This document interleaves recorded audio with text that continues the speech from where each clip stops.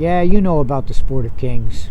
You know about the tracks, the jockeys, the horses, and even some of the people. But what you don't know about is what goes on behind the gate. It's as much a religion as it is a sport.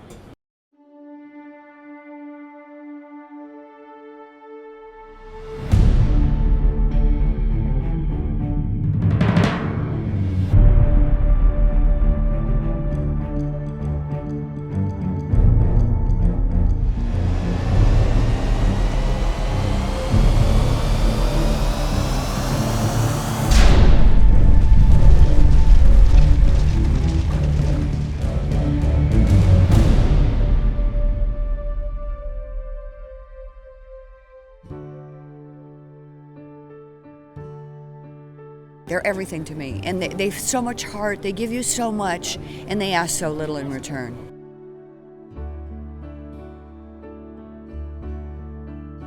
There's just so much power and athleticism to the horse, and you can just put a little piece of string around its neck, and then you have control of all that power. I actually named a horse Spectacular Sight because I couldn't believe how beautiful she was. And I just find them to be incredible athletes, incredible creatures that are both calm and powerful all at the same time. When you see these race horses, I mean, they're built different. They're built to run, and they're beautiful. And to see them walk, you know, getting ready to go, you know, around the track to the gate,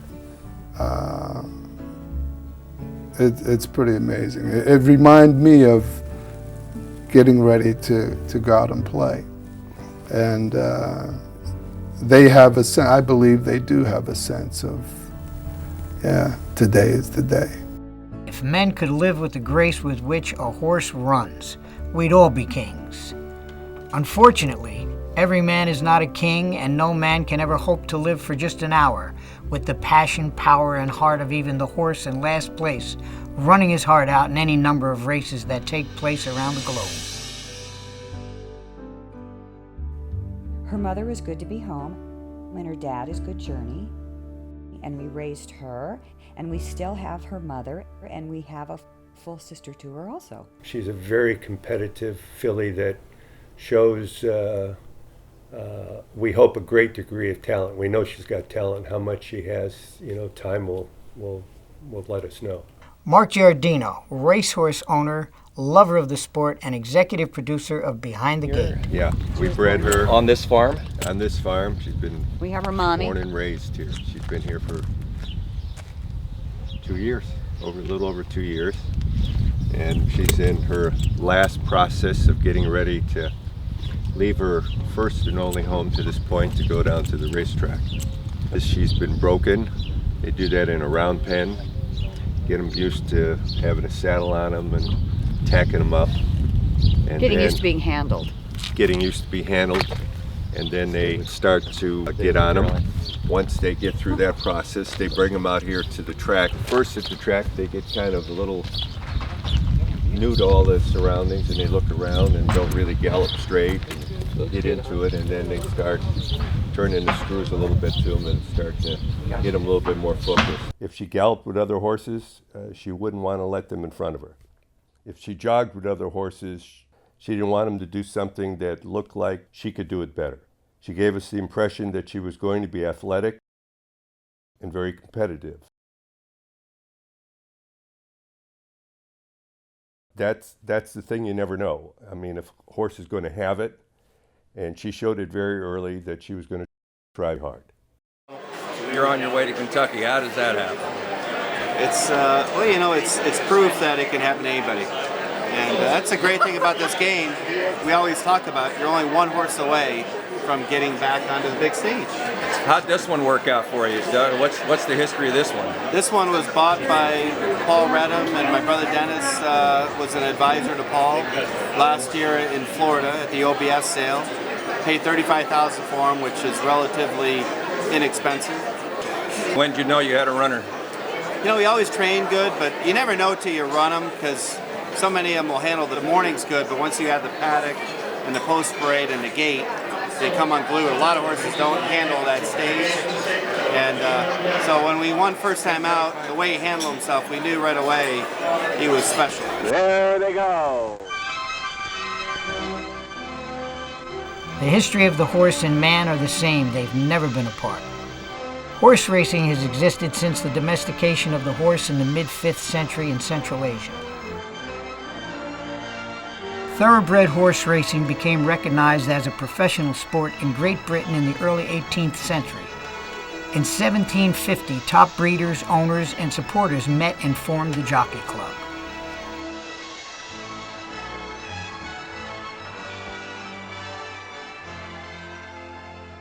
You know, you can go back in history. Without the horse, we wouldn't be anywhere.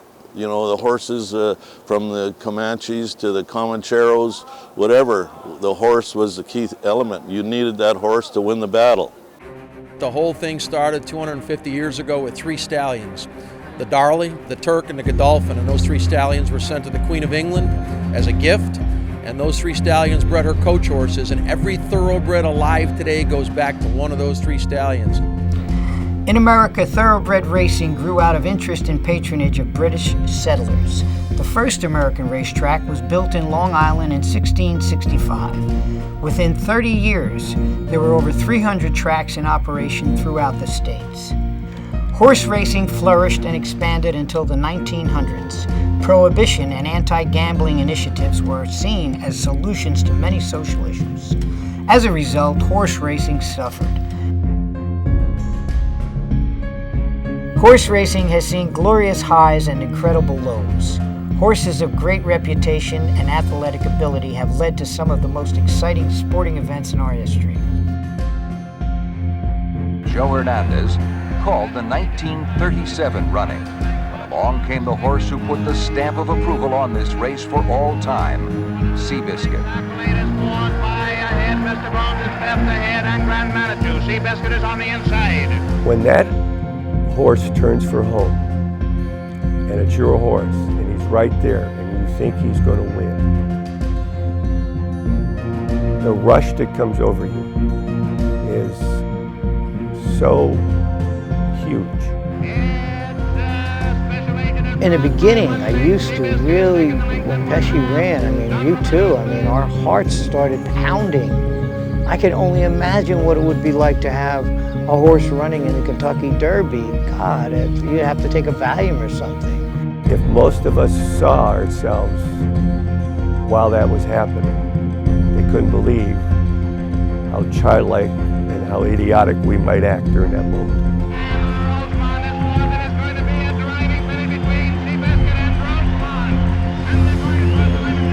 It's the fulfillment of much effort by everybody involved. Everybody in the barn, the trainers, the owners, is successful to know that you've exceeded at this endeavor. I remember my father taking us to Santa Anita every single weekend to watch the horses. I remember just wanting to live that experience with my father because his passion is horse racing. And I just wanted to be there with him and live that experience with him. Number 4, I'll have another. Galileo Mario Gutierrez.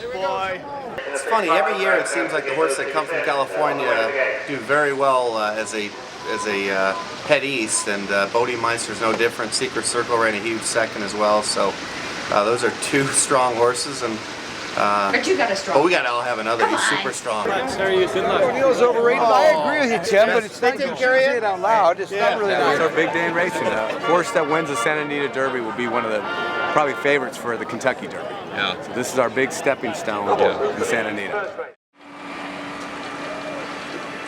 Right now I'm setting up the saddles for each race that I could set up, and so that way I won't get back up on later on in the day. And I got Garrett ready for the Santa Anita Derby. This is his saddle for the Santa Anita Derby. Wow. I got it ready. Then he scratched out of the 7. It would have been the same saddle. Yeah. Because it comes back with the same weight. Yeah. Now this is for the 8th race for Alex Bisono and Gomez. And then there's this one for Gomez and Flores for the 10th race. So I got all my saddles ready almost.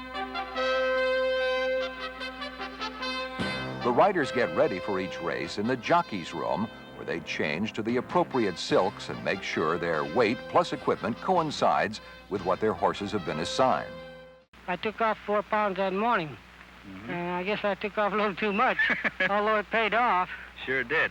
I love riding horses, but it was difficult because of my weight. I had a lot of problem keeping my weight down, and there is a lot of pressure to be in shape all the time, and the pressure of winning and losing. When things are not going well for you, it's tough. If you win, things are a lot better, believe me. Second only to the shoe is Lafitte Pinkai Jr. In 1970, Pinkai received the coveted George Wolfe Memorial Jockey Award, given annually at Santa Anita. In talking about jockeys, the man among men at Santa Anita has been William Lee Shoemaker. Bill, how's your horse? How are you? Well, I'm fine, and the horse has been training really well. He's coming to the race as good as he could ever be, in my opinion. But Gary Stevens and Bill Shoemaker know it tonight, going after it. Bedside Promise, Ferdinand caught 4 wide, but those 4 cast the half.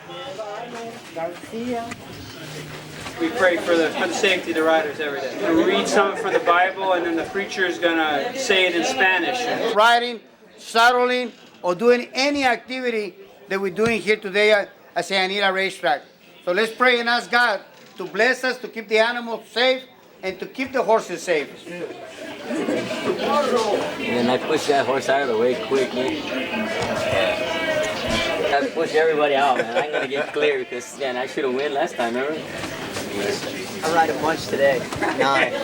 Ready for the race. Yeah, I know. No, I just have to get him to ride my horses. It's not easy. Well, he's getting ready to ride in the big Sav1 right now, man. I love to ride. The last time I had to win, You won, yeah, last time you rode, but you gotta ride some more. You gotta ride some more. Long time ago, so awesome. Skies and rainbows. Skies and rainbows. He's got a good shot. Yeah. Who's the trainer? Bob Baffert. Oh, Baffert's horse. Huh? Bob Baffert. Is he going to be here today, or is he still staying? No, he'll be here. Yeah. So this is your chance to go to Kentucky today? This is it. It's a long shot, but I'm optimistic. Hall of Fame trainer Bob Baffert also has a horse in the Santa Anita Derby, a race he has previously won. A lot has happened in 12 days. What's this roller coaster been like? Well, I'm just glad to be here. I'm very fortunate to be here. So I just hope my horses run well now, but I feel much better. Although he has yet to win the Triple Crown, he has won all of the individual Triple Crown races during his career. Yeah, if I would have stayed with the quarter horse, I probably wouldn't have had a heart attack. Right, Ron? If you just, no stress. It's hard to get nervous when they're only going 400 yards. Hopefully he's not overthinking it like us.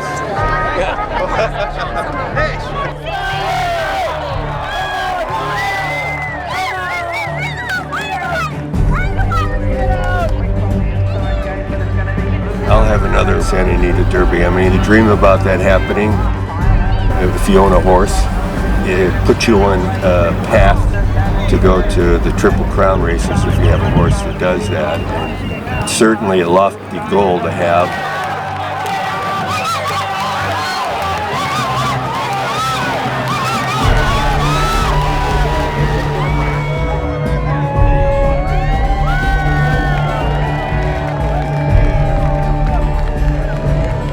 When you see your horse run and win, it's like your son hitting a home run.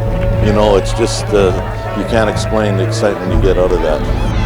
It's proven to be a goal that was very attainable for I'll Have Another. He not only was impressive in the Lewis, he did the same thing in the Santa Anita Derby now, and so it's off to Kentucky, and the excitement of having maybe that one special horse that everybody who's in the business yearns for and dreams about, and sometimes a few of them become a reality. How's our horse doing? Doing great. Doing great. She's coming right along, and we're pointing for the 13th of October on Cow Cup Day. I've been wanting to give Mike a horse for a while, and this, in my mind, just felt the appropriate time to do it. Yeah. I'm hoping for good things. I know you've been pretty proud of the way what she's been showing has been pretty pretty nice? Yeah, every work's been good, and each one better than the next, and she's looked good, and it's been hard to look good over this track because the track's been so heavy and deep, and she seemed to get over it pretty good the other day, so. She's small, but she'll continue to grow till she's 5 years old. And, you know, this is all new to her. I do not like to race 2-year-olds at the beginning of their 2-year-old season because I think it's too hard on them. I think their legs need to develop a little better, and I think they need more time. I actually would prefer to wait till they're 3 to run, and so by the time she's ready to run, she will almost be in her 3-year-old year. She's a Calbred, which means she was bred in California, so a Calbred horse has kind of some financial advantages if you run them on in Calbred races.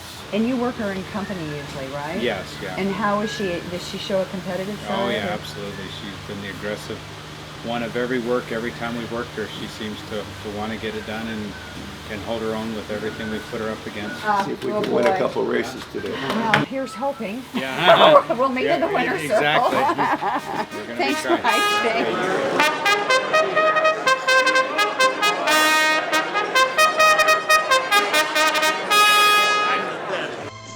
Santa Anita is the oldest racetrack in Southern California and was opened on Christmas Day 1934. Within a year of the state legalizing pari-mutuel wagering, several groups formed to open the track.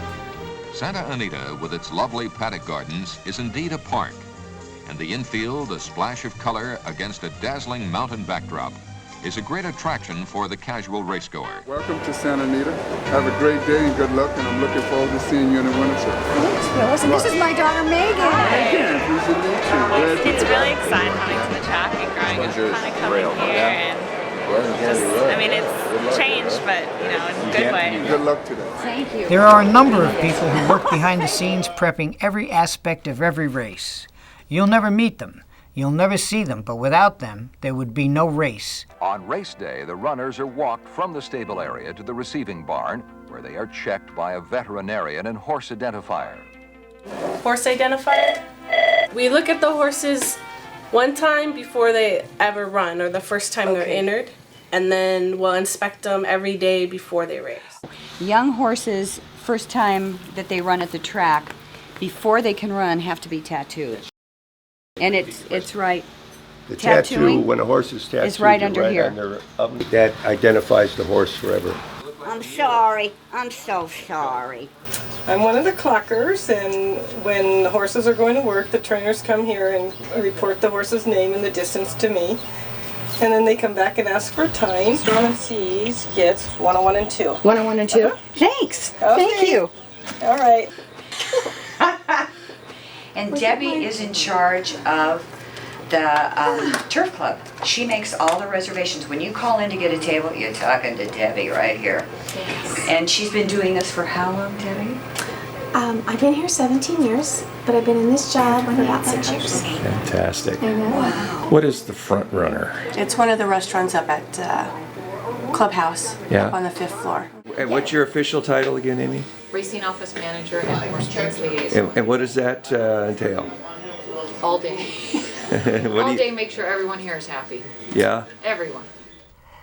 Daryle Lindley Giardino is as close to horse racing royalty as you can get. Riding since she was a child, she also holds the pedigree of being the daughter of the great actor, cowboy, artist, and advocate of the sport, Slim Pickens. I broke my first collarbone, got bucked off a horse at 3. So my whole life has been with these animals. It doesn't take a wager or a racetrack to prove this point. You can just take a child to see a pony for the first time. Lift the little boy or girl and place them on the saddle and watch them walk together, both a little closer to heaven than they've ever been before. I used to train ponies. I actually broke the ponies, you know. They used to use sandbags on some of them, you know, just put sandbags on the ponies running around. But then when they had crazy ponies, some Shetlands and a couple of Shetland stallions, they needed little kids to get on them. Well, it's like I tell the jocks, you know, before a race, I usually tell them I'm riding every step with you. It's like I'm on that horse with them.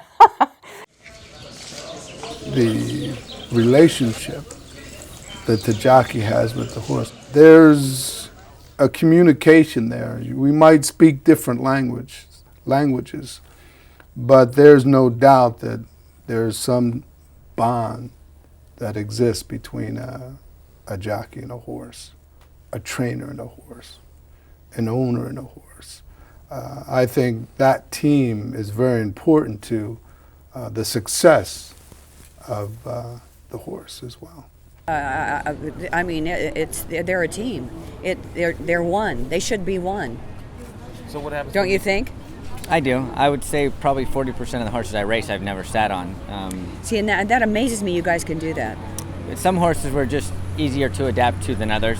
With Home Journey, I'm glad I got to know her. She's, she wants to be aggressive, and you know that that's just it's good energy. It's not anything that's being overly aggressive. So I'm glad that I know her and know what's underneath me, because she's a very talented filly that I think as a team she can move forward. Daryle has always been involved in the care, breeding, racing, and advocacy of horses for nearly a half-century. Racehorses don't really handle like a lot of, like horses handle. I mean, they don't really know how to side pass, back up. They don't do a lot. They just kind of run. And so, there's not a lot of steering mechanisms on a lot of the racehorses. And that's why, like, when I took my horses from the track, I gave them time off, and then I reprogrammed their brains. And, I can open gates, I can do this, I can do that on them. And you also have to remember, too, the jockey's legs are up so high.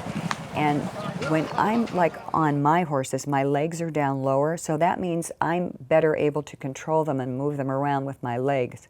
And legs are real important when you ride. But the jockey's legs are up so high, they don't have that ability. I mean, you never see a jockey with spurs. Come on. What good would it do up there? Horses must be trained to use the starting gate, and this is just part of the routine that takes place daily in the quiet hours starting at daybreak at every track. Trainers draw on learning, experience, and often a special intuitive sense to map out the conditioning of each individual. At some point, every horse is schooled at the starting gate during training and approved by the officials prior to racing. Daryle, I've been starting 29 years. Wow. I've been working on the gate 38 years. Wow. I started here in 1971 for Mrs. Marge Everett. She hired me. We're really busy in the morning. We have anywhere from probably 75 to 100 head of horses up to the starting gate. And what they do in the morning, we grade horses from a okay to a fair plus to a fair to a slow. A horse has to be okayed to run, otherwise they cannot enter in the race. But how about my little filly Home Journey? Wow. Yeah, she's nice in the gate. She ran the other day and she never made a move perfect in the gate. Those horses, they're ready to rock. Like, I've seen it where horses are all nervous and something will happen, we'll have to back one out, and all of a sudden everybody relaxes and all those horses relax. When they're relaxed, they're going to run better. When do you make a call to reload? If one acts up, and the veterinarian, he might want to take a look at it, make sure he's not scraped up. I noticed that my horse is getting ready to, act up a little bit. So to get the break, I went ahead and reached up to go ahead and pin him down. It was just a little bit too much for my horse to handle. And so he just kind of reared up and I just lost my balance. On my back I went. You have to be just right. Your nerve got to be just right. You have to be calm and alert. And you have to be in a position when you want to make a decision, you got to be quick, and when you're in shape, you can do the right decision most of the time. It's approximately an hour before the race. They give them a 20-minute call. Within 20 minutes, all the horses are required to come in here to the receiving barn, and they get inspected by the horseshoe inspector. He checks the shoes to make sure if it's a turf race they're not running with toe grabs. Then I'll ID them and make sure it's the proper horse being presented to run. And then they'll take a vet tech or a veterinarian will take blood for the TCO2 testing to make sure there's no milkshaking or anything like that going on. Illegal substances. So milkshaking is drugging. Milkshaking's more like kind of like blood doping, where they're just boosting the oxygen levels in the blood right before the race, and that's illegal. And it's baking soda? Yeah, a lot of times they use baking soda or sodium bicarbonate. Once all that's done, we put a head. There's a head numbers guy. He puts the head number on them and gives the groom the vest showing the correct number, and then we send them to the paddock. The maiden race, you're running against other horses that haven't won yet, and so if you don't win your maiden race, you usually don't win any other races. Oh, really? Well, because if you can't beat maidens, horses that have never won, your likelihood of beating horses who have won, it gets tougher. The thing you understand about racing is the deeper you go into racing, the tougher it gets. And if you can't compete, then you have to decrease in level. So when you have a good horse, you think you have a real good horse. And I always say, the better your horse is, the deeper the water gets. You run against other very good horses. So that seems like a big challenge when you take on the breeding aspect, and it seems like it's very expensive. We had 2 fillies that both were very good race horses that careers were cut short by injury, and we wanted to try to pass on their bloodline and develop some offspring that maybe could be as good as their mothers and maybe better. What are the odds of getting a I'll have another story going? You know, they can be very long and they could be very short. You know, if you find the right horse, doesn't look like. Did you ever have that right horse in your opinion? I've had a couple that showed that they might be those horses. It's a business, there's no question. I mean, it's expensive to own a horse, and you know, but as I said before, the excitement you get from owning that horse, you can't explain it, and you can't pay for that. You cannot pay for the excitement you get when you see your horse walk out on the track in your colors. The colors, they're all the silk. There's like 8,000 in here. Wow. When we leave to go to Hollywood Park, I got to hand pick just through memory what's run in the last year. And I leave probably about 4,000 or 5,000 here. Take about 3,000. Well, there's your colors. That's your, you know, it's your piece of that horse, and it's showing the whole world that you own this horse. It was an unbelievable feeling. It was 9 other buddies. We put 10 guys together to own a horse. And we're probably 20 years old, and we got nosed out by O.J. Simpson's horse. My first horse, I think, was maybe 1990. And again, it was kind of through family. There was a gentleman named Jude Feld, who was an in-law, who was a trainer here and got me involved in my first horse. I think maybe my 3rd or 4th horse I bought with Kevin Costner. I remember that. It was fun. It was a horse named Proud to Be Together, and I was with Whitney Houston on the set of The Bodyguard, and we're in a trailer, we're on a phone, and we're making an auction call. So when I was going into the paddock as an owner, that was the most exciting ever. I went to Del Mar. It was the first race. We had a horse named Lady Kell, and I owned part of this horse.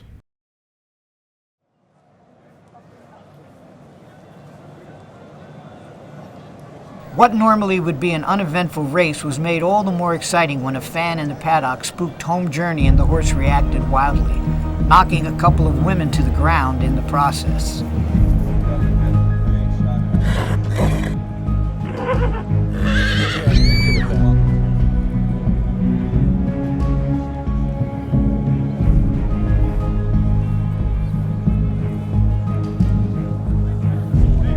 The expertise and calm of veteran jockey Aaron Greider brought Home Journey back under control.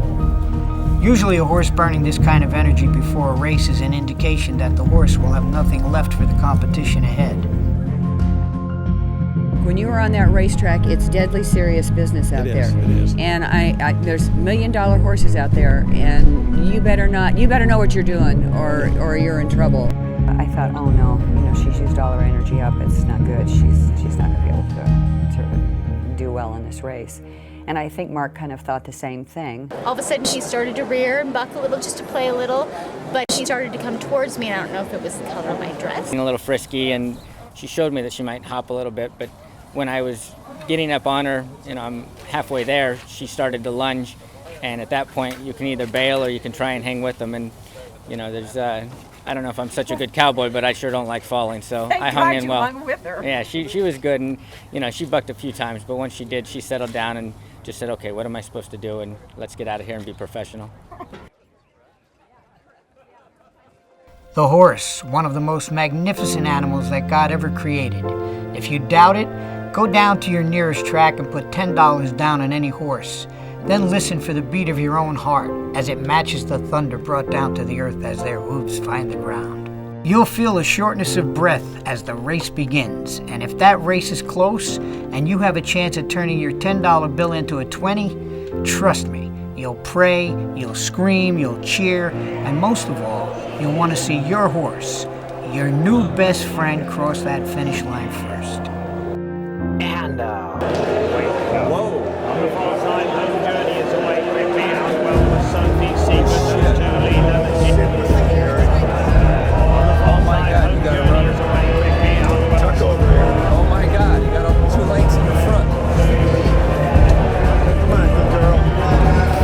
They run past the 3/8 and Home Journey clears the field. Home Journey kicks on for home a length and a half. Now here comes Sophie's Secret re-rallying. And so it's Home Journey and Sophie's Secret coming to the quarter pole together. On the inside, Hot and Pleasing taking third, Global Warming. Roller Bombers on the extreme outside. TaJa nearly never got involved today.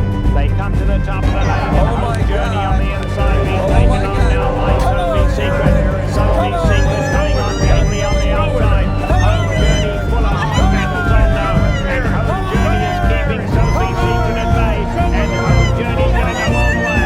Home Journey and Aaron Ryder have won it. Home Journey a length and 3/4. Sophie's Secret second. Global Warming finished third.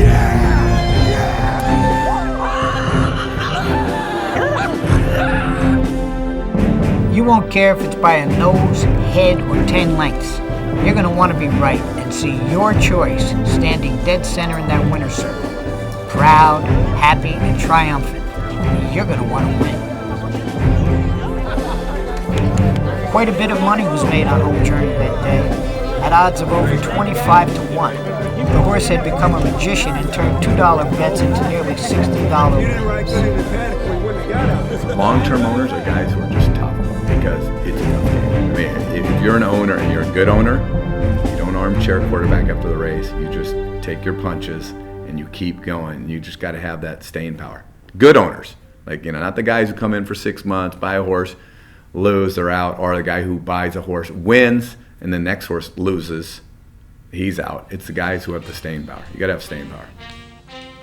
Actress Greer Garson Fogelson and her husband Buddy were chosen racing's outstanding owners of 1971, the first year of the Sports Eclipse Awards, for their campaign of the Horse of the Year, Ack. Oh my God, what happened?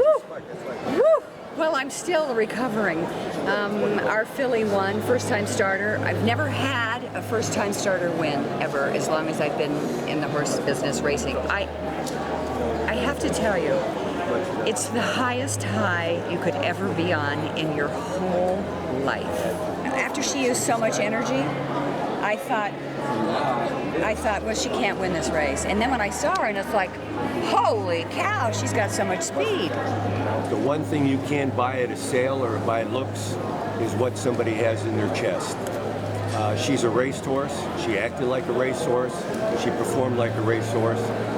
There may be horses bigger and maybe appear to be stronger, but there's not a lot of horses that have a bigger heart. And I'll take heart over size any day of the week. Everybody has told us that this filly has done everything right.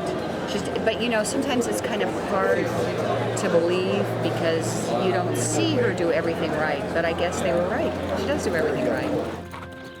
While Home Journey was busy making believers out of skeptics, I'll Have Another was busy winning the Kentucky Derby, the first leg in the possible capture of the elusive Triple Crown, a feat no horse has been able to accomplish since the Great Affirmed in 1978. Many have come close, but very few have ever realized the dream. You know, the Derby, the lead up to the Kentucky Derby, I've never been part of that kind of energy. We had 2 run in 2007, but they were rural outsiders, and this year bringing the San Diego Derby horse in there, you know, we had some attention on us leading up to the race, and just the energy and the excitement going into the race was just second to none. I've never experienced anything like that.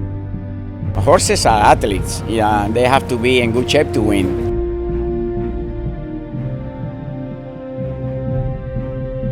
If you train hard, if you train properly, if you're winning your fights and you're confident, yeah, that's one thing. But if you have that it factor, that one little thing that only a few can have, then you're gonna be great. World champions are a breed apart. Oscar De La Hoya has defeated a record 17 world champions, won 10 different world titles in 6 different weight classes, and has generated more pay-per-view revenue than any other boxer in history. De La Hoya knows a thing or two about winning. You look at the horse in the eye, and there's something you feel. There's that instinct that you cannot train for, you cannot buy, you cannot make up.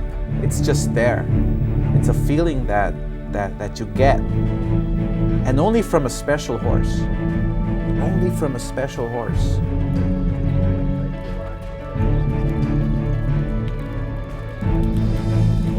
A nationwide panel of turf experts voted this list of the top thoroughbred stakes winners during the quarter century of racing at Santa Anita.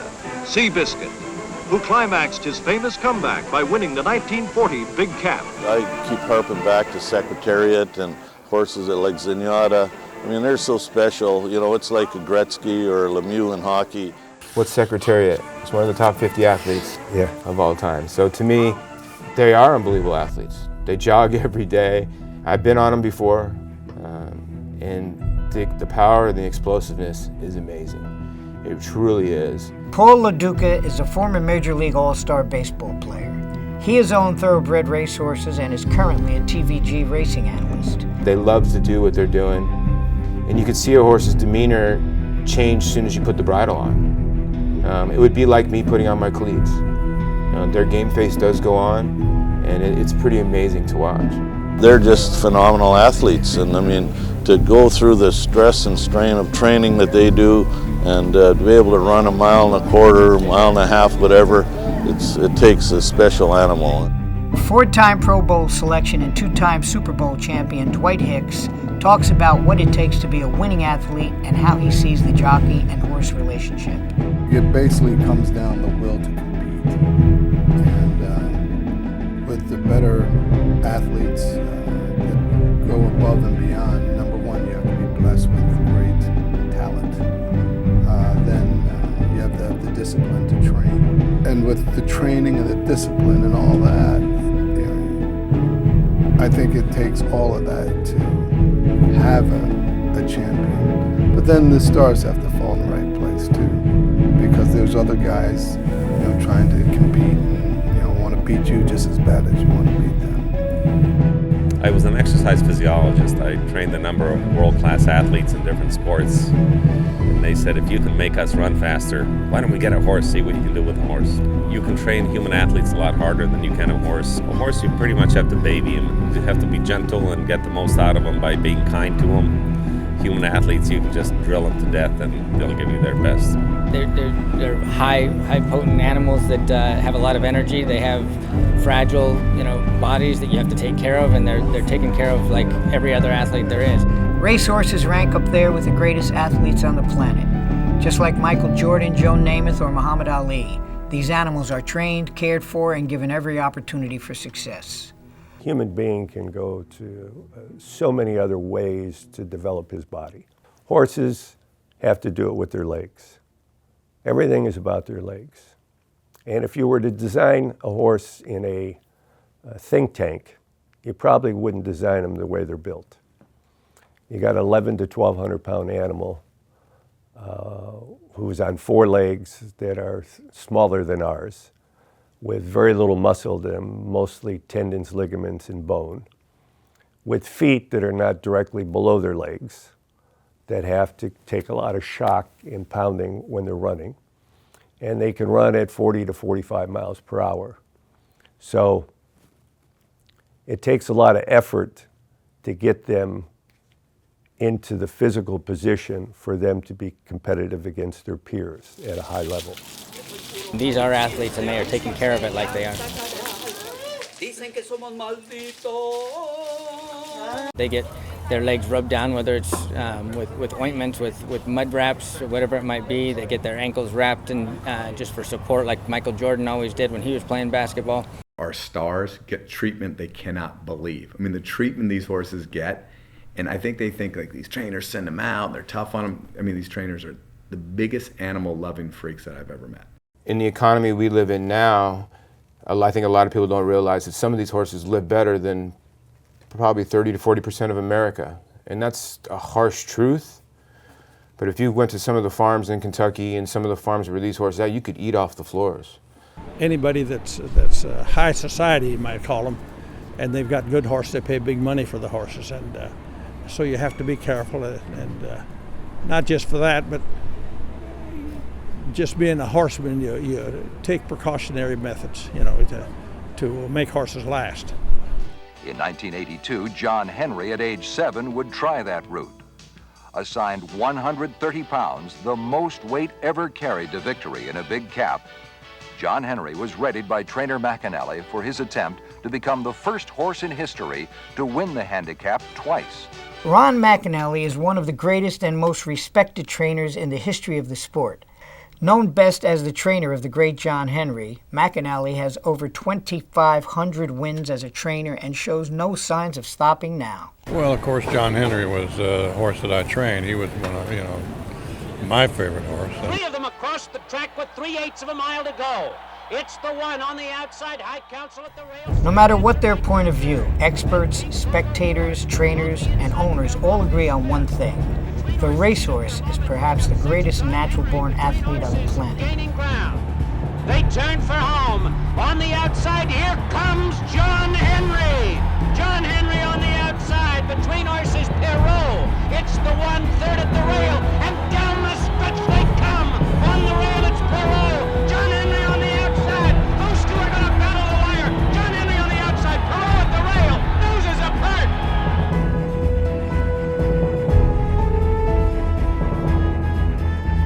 I just love the competition of it all, and that it's an event.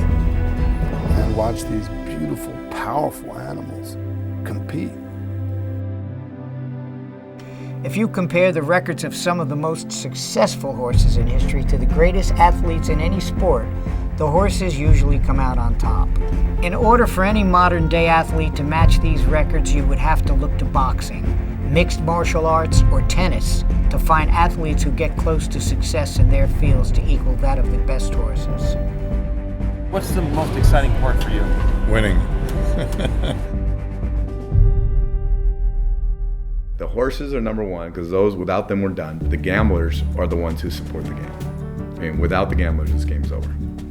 January 16th, 1989, I picked 9 winners in a row, bet a $3,840 pick 9 ticket, and won $1,065,000. You got to promote what goes on between these gamblers because everyone's competing against each other. And then at the end of the race, somebody's a genius because they won. I do 3 things mainly. Okay, I come out here in the morning and I watch horses train, and I obviously talk to horsemen. The second thing I do is drudgery, and that's 2.5 hours of statistics and watching replays on the replay machine. And third, what I do, and equal as important, if anything, is paddock profiling the horses in the afternoon. When people say, oh, wouldn't it be nice if the horse could talk to you straight from the horse's mouth? It doesn't come from their mouth, it comes from their body language. Horses do speak to you, they tell you how they're feeling, good, bad, or indifferent, depending on their body language. And I've been incredibly blessed to be around extraordinary horsemen for the last 27 years of my life here in Southern California, and I'm a pretty good paddock profiler. Everyone has their own way of reading a form, you know.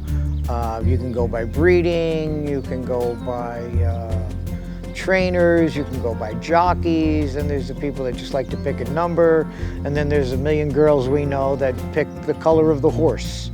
My best friend's father was a professional racetrack bettor and avid follower of horses. And he would study 5-6 hours a night. He would chart every horse. He would write down what happened to him, whether it was a horse he bet or didn't bet or was watching.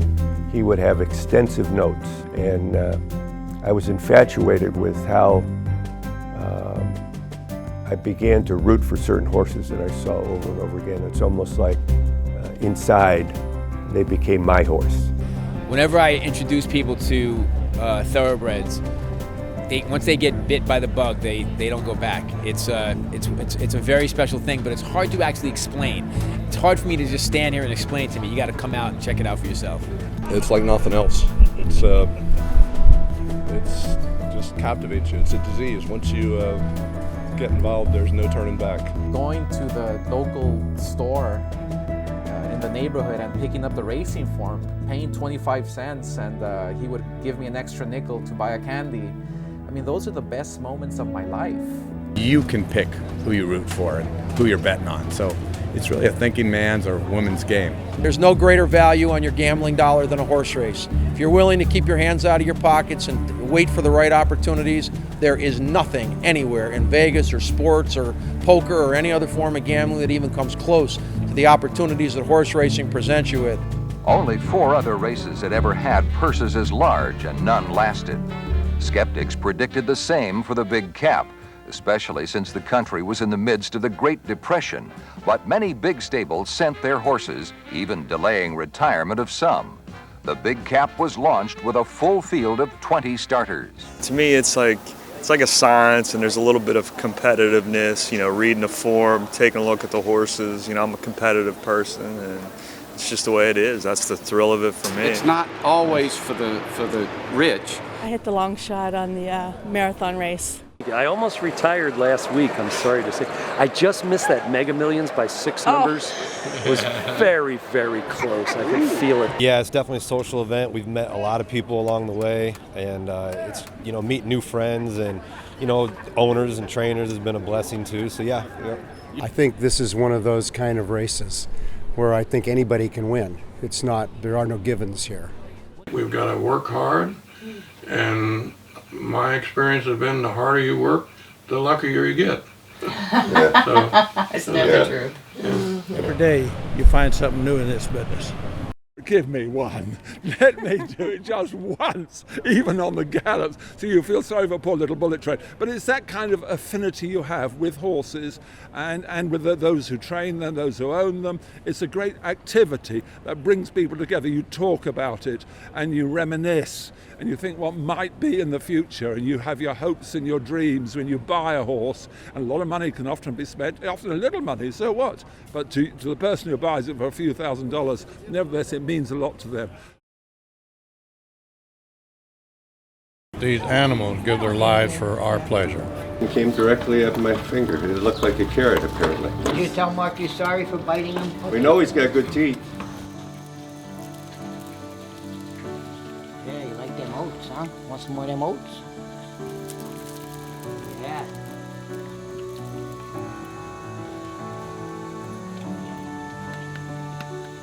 Tell Mark you're sorry, yeah? We can't forget the people who spend their lives following the horses from track to track. These people have built their lives around the care and love of these four-legged athletes, and they give them their all. Rosie, how long have you been working here? 32 years. Oh my goodness, you've seen it all. Everything. I'm just, here I come this corner, whatever I hear here, I'm just like a priest, I can't help it. Yeah. So Maybe I'm gonna have I'm gonna write a book. What happens in Clucker's Corner stays in Clucker's. So, You don't even have to ask, I know what they want when they get in my. There's your heat.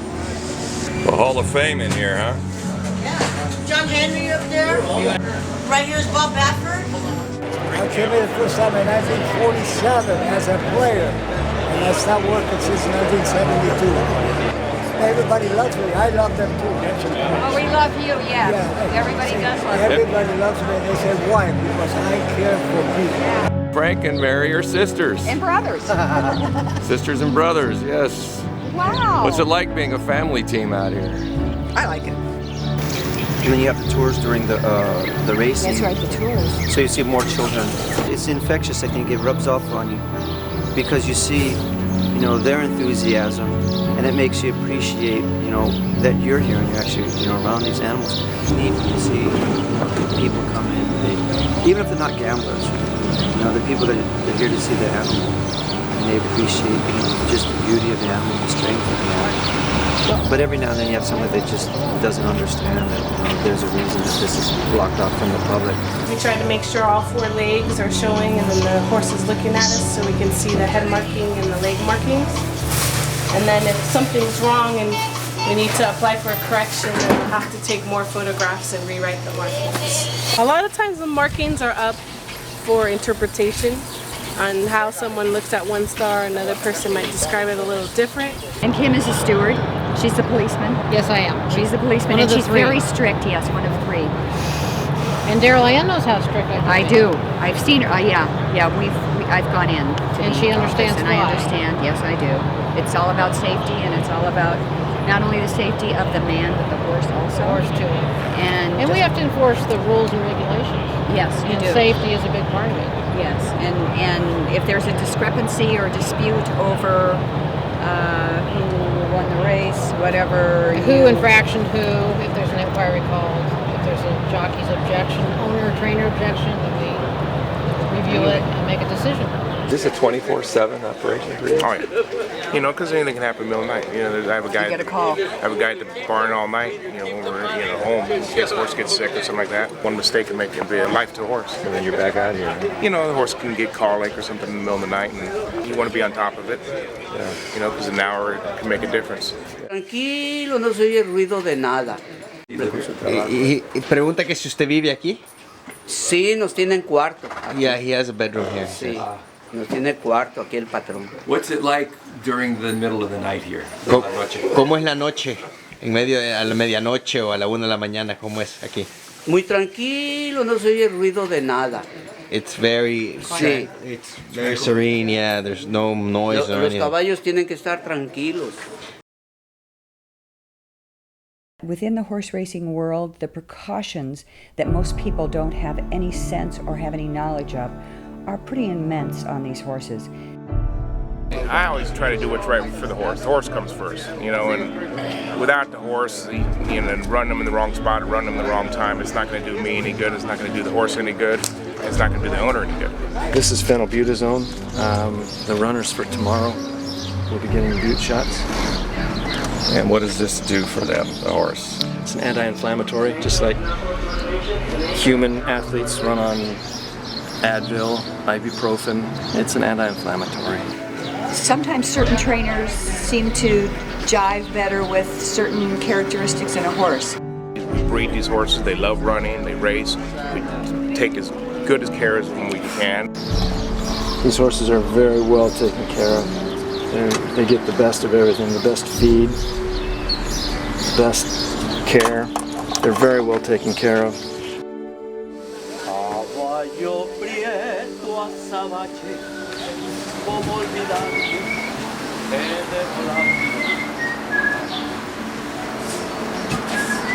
This medication is called GastroGuard, and you give it to horses to help with ulcers because they get ulcers. This is like $50 or $60. Maybe more, a tube.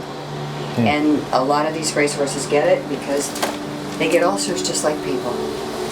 That's John Henry. Is a little old man horse. Right here. And see how Ron's bridles? Dan is meticulous. And the brow bands are all even. You know, they're all hung perfectly. When you go outside, everything's hung up perfectly. Dan's meticulous.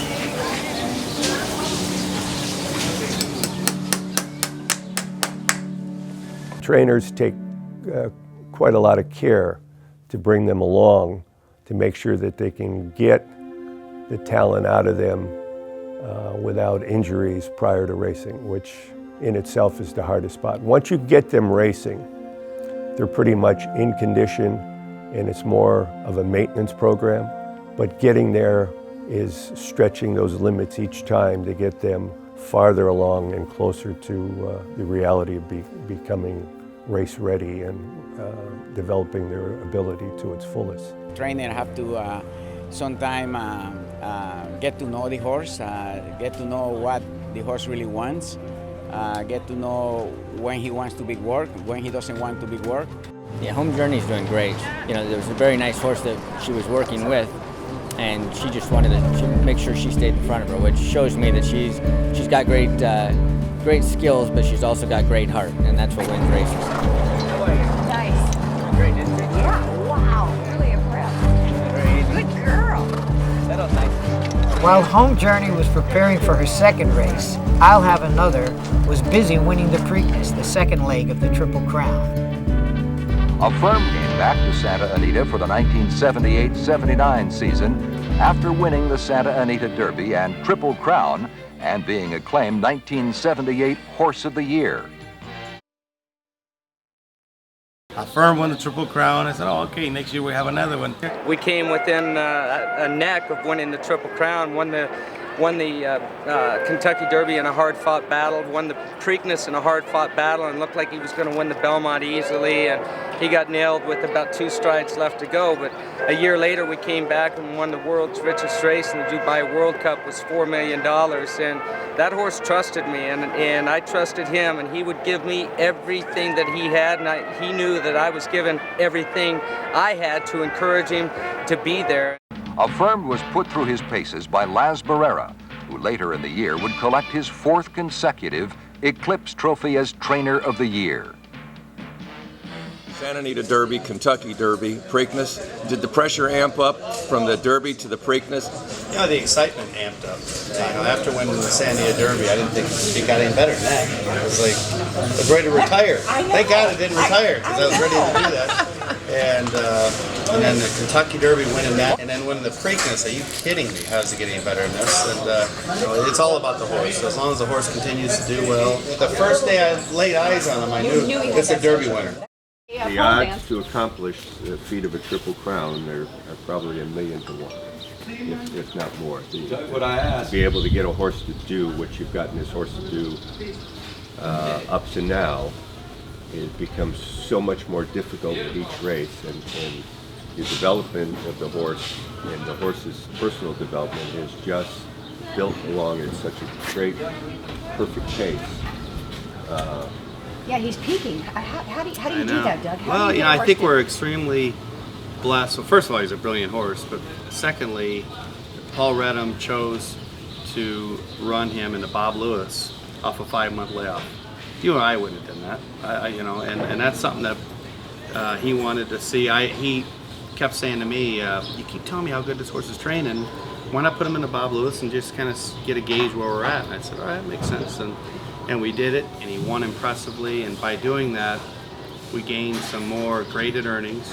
We were able to give him a 9-week break, and that all kind of set into motion where we are right now. So I think that if we hadn't run into Bob Lewis, we wouldn't be here. We'd be talking about some allowance race at Hollywood Park. I'll have another, doesn't have the problem, wins the Triple Crown. Do they race him again? More than likely he would have been retired. Mm-hmm. Even though the owner, from what I heard on the television, he's not a breeder. He likes to run horses. So in that case, he might have kept him around for another year. Like the Breeders' Cup? But he would have been worth maybe $20 million that he won the Triple Crown. So $20 million, the insurance companies aren't good. If he goes out there and breaks a leg, you know, he's out, he's dead. Even in the Santa Anita Derby and the Kentucky Derby and the Preakness, he probably sat 5 minutes in the winner's circle waiting for all of his knuckleheads trying to get lined up to take a picture. Sure. And he just stood there after running his butt off and just stood there. Waited on you. Yeah, waited on us. I mean, he's obviously a very special horse.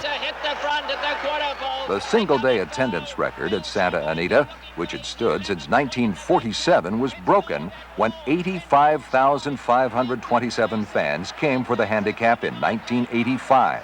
If history is to be believed, then horse racing is just like every other major sporting event that has seen highs and lows. 25 years ago, American race fans wagered over $9 billion during the 1989 season, and approximately 50 million fans attended live racing events over an 8,000-day racing season across the country. Today, while the wagering might still be keeping pace, live attendance, interest in the sport, and even the number of breeders and owners has begun to suffer. The fan attendance is down because of the TVG and all the home betting, but there's still, like on Saturdays and Sundays, you'll get some people, but not like they used to. We just don't have people who have enough vision. I just think you got to compete, and we don't have anybody who wants to compete. I mean, me included. I think if I saw what I was lacking right now, is we still got to get out there and compete, because in order to beat the Lakers or in order to compete with the movie theaters, we got to put on a better show. And it's just like, I think we lack that. I think we lack that, kind of like the fighting thing. You know, we lack PETA comes out against us, everyone runs, even though everyone's an animal lover. Sometimes you forget when for so long people wanted to come out. Now it's like, how do we get them out here? Instead of, they're not coming, how do we get them out here? Back in the day, we were the #1 spectator sport in the United States. We didn't have competition from Major League Baseball. We didn't have competition from the NHL, the NFL, or Major League Baseball, NASCAR, any of that. And we failed to promote our sport. We don't get any young blood in the game. The future is dismal. Gambling in general is hard to do. You're going to suck a person dry for 2 more days? Let him refuel his bank account and go to work. And then he'll be able to come out on Friday, Saturday, Sunday with his family, instead of coming out on Wednesday and Thursday and maybe not going to work. Too many people love when other people lose. It's like, it should be, we're all together. I mean, we're all on the same page. And I think until we get that, it's going to be it's tough sledding, but we're getting there. The world is changing constantly. Our society is changing. There's so much more to do. And if you look at boxing, boxing to me isn't what it used to be. And maybe horse racing is changing in that respect too. But because our world continues to change, I mean, we'd like to keep the things that we love and that we know and have it perpetuate and keep going. 2 sports in this world that are dying. One is boxing, one is horse racing. 2 things they have in common: no commissioner. And that's the bottom line. To me, this sport has rubbed people the wrong way for a long time. And I'm not saying every partnership out there and this and that, but there's been a lot where taking people over the barrel. It's the bottom line. I mean, buying a horse at a sale for $150,000, and by the time you sell the shares of the horse, it's $250,000. And you know what? They got away with it for a long time, and now it's over with now. And things need to be regulated. The drug rules need to be the same and everything. I know it's different because it's different rules from state to state, but somehow someone needs to get this all together. And I don't get it. It's a sport that eats its own. It's a sport that wants to be big, yet when you criticize or you are a little critical about something that goes on in the sport, they don't like it. There's just so many different things that need to be done, and because we're losing the generation. If you look at the generation that comes to the racetrack, they're my age. Yeah, and I'm 40 now, and you see a lot of guys my age. But from 40 and below, you don't see a lot of kids. I mean, unless you're at Keeneland, unless you're at Del Mar, but at your local racetrack. And it's just tough to gauge. But to me, I think there's just too many different rules, too many different things, too many people with their hands out, and not enough people giving back for the fan. I blame it on the not taking care of the customers and fans that we've had. We've let them get away from us. If they come once or twice and they win, they'll see it. If they come here and they lose their savings for the week, you might not get them back again. And in baseball and football and basketball, I used to tell everybody, the guy that sells the team, owns the team, signs your check. But the people that come through the turnstiles are the people that are paying your check. It's the same in horse racing. Unless you're not coming through the turnstiles, the purses are going to go down and everything else is going to go down. The breeding programs, it's going to go one thing after another. And it's really tough to see and to watch now some of these great racetracks that might be closing soon, or the way the sport is going. I think just a love. There's not a love for it. It used to be a love. People would want to read the paper. The newspapers just don't print us because there's not a love for horse racing, so they got to change that public perception. There's not a love of the animal. It's just not there. Professional sports, horse racing, it's all about money. It's all about economics. And you have different people going to these events. And somehow, maybe as people grow old and die off and they're not taking their families or kids, showing them the nuances of horse racing, and kids are getting into other things. People aren't passing it on. Kids aren't as interested. And if you don't have the fans, I think the doping and the drug thing comes up all the time, and it's just not promoted where people are saying, I mean, the right things. Everyone says drugs, and then I don't see how that would ever help us. I think if there was a controversy, it'd be the jockeys going at it, or different trainers not liking each other, the competition. I think that's the only thing. But as far as the drug thing, I think that's something, just putting another nail in the coffin. I don't think the game is at all the problem. I mean, we still have these phenomenal animals. I mean, the horses, there's nothing more amazing to watch run than a horse. And the fact that that has to interact then with a human being, I think is extraordinary. So we have the man and we have the beast, and they couldn't be a more beautiful union than that word. So it is the bravery, certainly, of the riders. All horses aren't brave. You know, they're like human beings. There's some cowards there, and there's some try their best, and no other sport do you go around with an ambulance following you.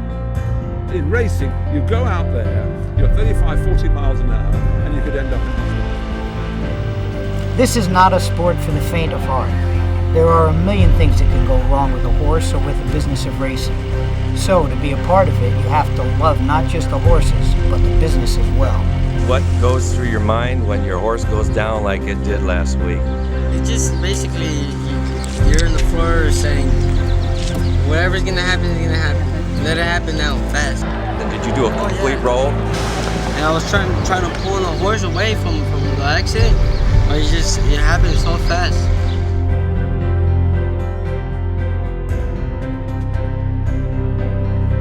It takes that special talent to bring back the masses, to the sport of boxing, and it takes a special horse. It takes a special jockey, to rekindle that fire.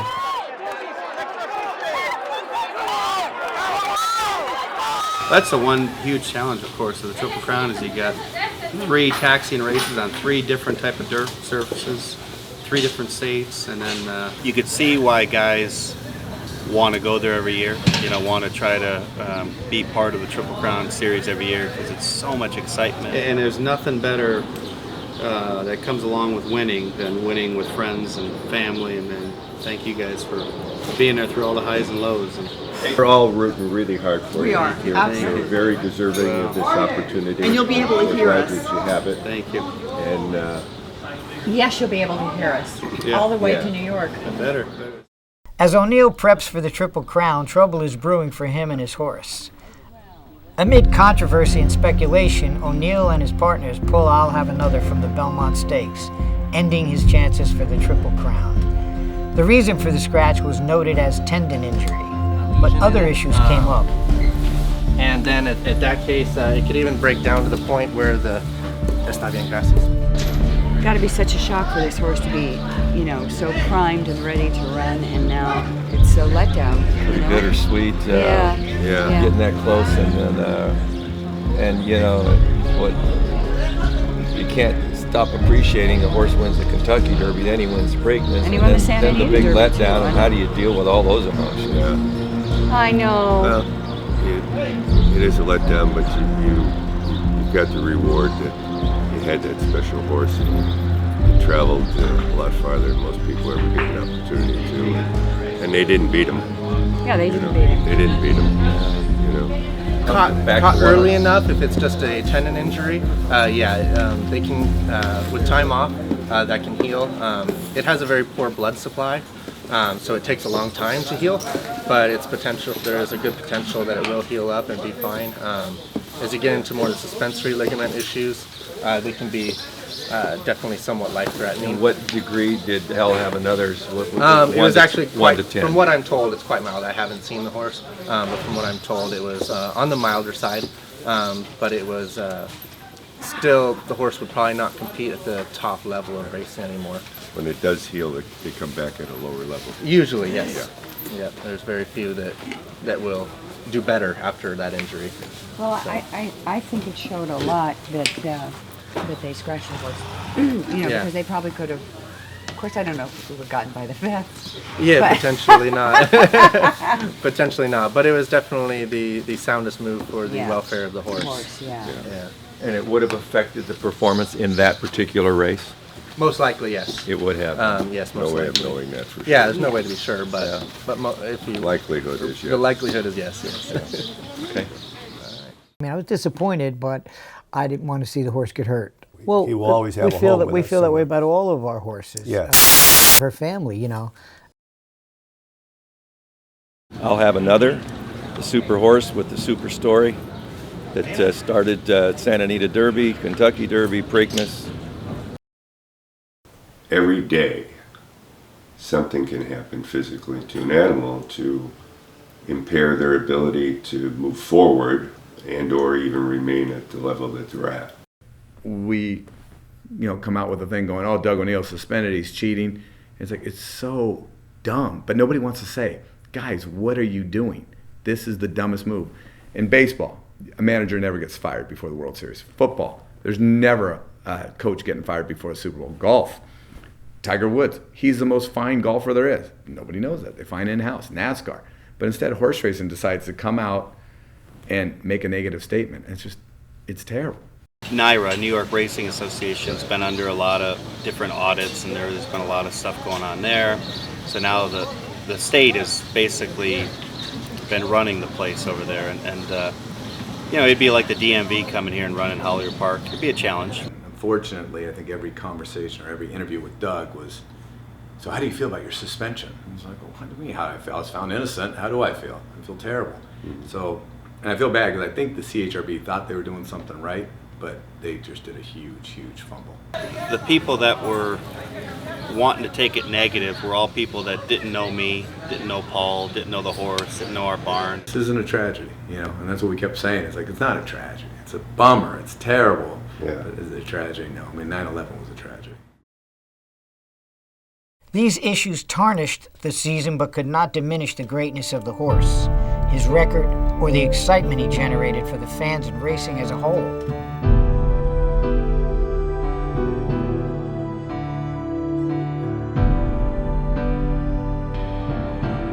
And all it takes is one athlete, one special athlete, or one special horse to rekindle that fire, that passion that people have towards racing. Sometimes you have a very competitive horse that unfortunately doesn't have a lot of talent. Sometimes you have a very talented horse that's not very competitive. So we've had both. I'd rather have a competitive horse that's got limited talent than a talented horse that We definitely have had that. Yeah, that have talent, but they just won't give it to you. They're not competitive. Oh, I spend a lot of time at the barn with my horses. It's time consuming. It's a time consuming. No matter what discipline you do something with a horse, it's time consuming. And you really have to watch them because things happen. I mean, accidents. It's just amazing how much trouble they can get into. I could wrap them in cotton, put them in a stall, and they'd still find a way to get themselves hurt. I mean, every morning when I go to the barn for my own saddle horses, it's like, oh, please be okay. Yeah, Home Journey, she's a filly that, for as little as she's done so far, competition-wise, she's really smart. She knows what she's doing, and I don't think you can teach a horse to be competitive. I think you either have it or you don't, and she does. I get flustered when I talk about these animals because I love them so much. When you're around them and you see them as a baby and you watch them come to the races and you watch them come to the track and it's like I can see my horses out there and I know what they're going to do. I mean, I just know how they're going to react to something. You hate to see them go, I mean, it's same thing with Pesci when she got hurt, It's not just that she had my name, but we didn't want to let her go, that, and we sold half of her at some point or a quarter of her, and but I still wanted to hang on. So we started breeding. That's what we were doing, we're still breeding. When we first retired him at the horse park, led him out to the center of the paddock where he was going to live the rest of his life. And he slowly eased the shank off of him. And he started backing away. He's standing there in the middle of the paddock. I've seen horses and I've seen him when he hollered for his feeder. He let out the biggest yell. He started hollering. And the thought came to me, he's thinking, all I've done, all my life, and you're leaving me. Above his grave is a stone with the following poem. If tears could build a stairway and memories a lane, I'd walk right up to heaven and bring you home again. If we could just produce more heroes. You can't give them what's inside their heart, inside their chest. They have to have it or they don't have it. And some horses have it more than other, and it further makes them accomplish what they're physically able to, and whatever level that is. Where sometimes you'll get a horse, which we had several years ago, a horse, Storm and Lucy, who we bred, and if you were to see her in a sale, no one knew horses would give $10 for her. She won allowance races and everything. She had a heart bigger than this room. She just wouldn't quit.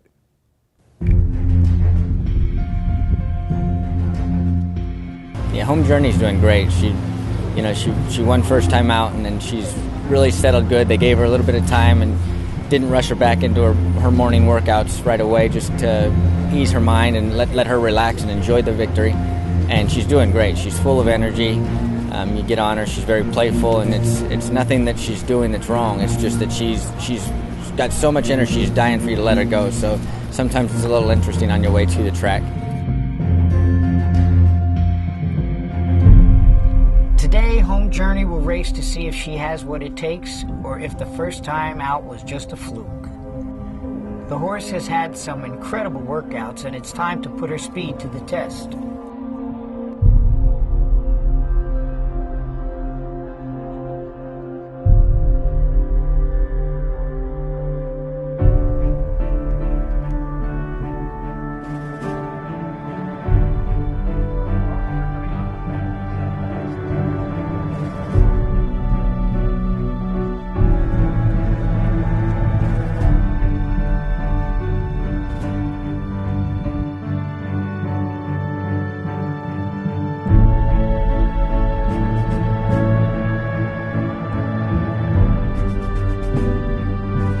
Here is Vic Stauffer with the call live, race number 7 from Betfair, Hollywood Park. They're off.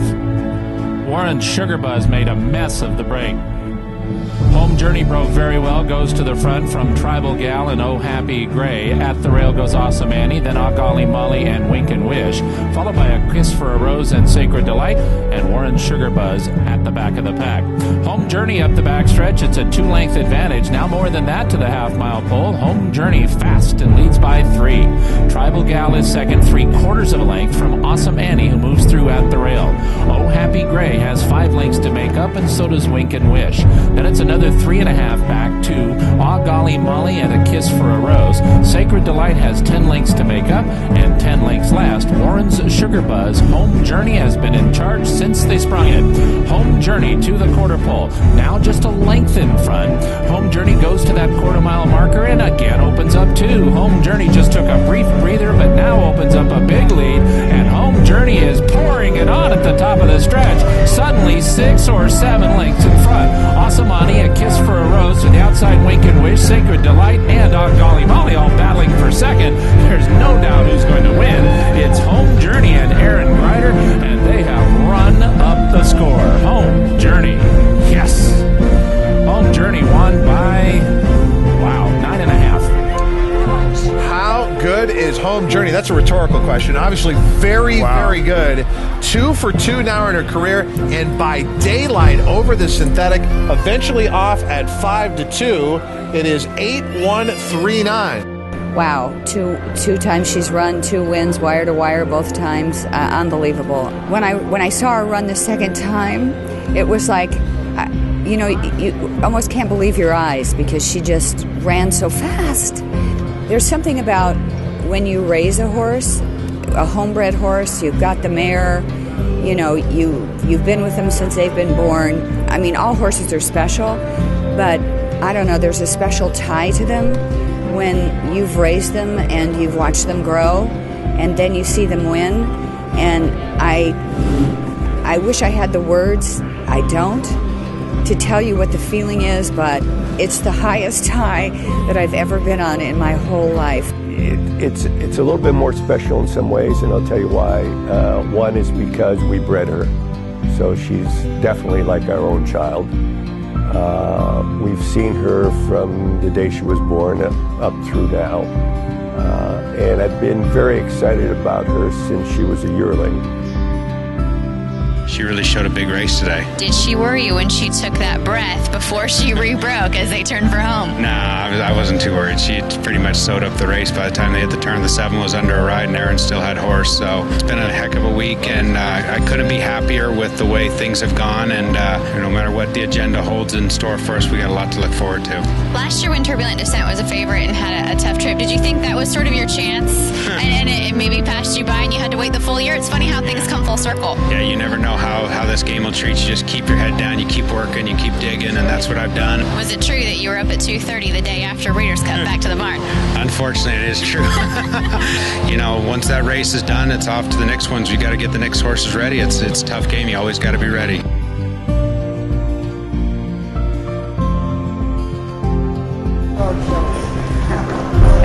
I just am so excited for this filly. It takes a long time to get a really good horse, and we've had a lot of horses, and they're all special, but she loves to run, obviously, so just hope it continues.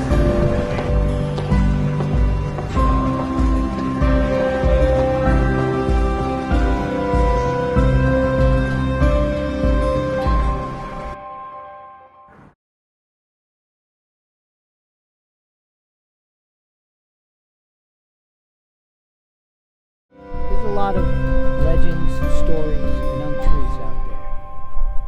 But for those of us who love the horses, the sport, people, all that goes with it, I'm Joe Pesci. And now you know what goes on behind the gate.